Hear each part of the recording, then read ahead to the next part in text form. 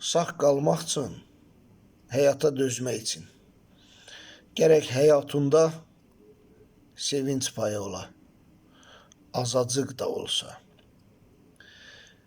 Və biz bu sevinci yalnız imitasiya edə bilərik. Yəni qondara bilərik.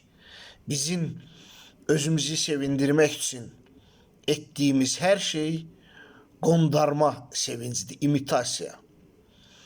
İnsanı ürəkdən yalnız yaradan Allah sevindirə bilər.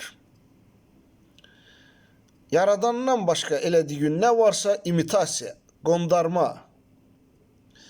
Müəyyən müddət kömək ola bilər, amma dərinliyinə kimi, axıra kimi dözməyə mütləq ki, gərək Allahdan bir sevinç payın ola. Allah sevinç payımızı kəsməsin inşallah.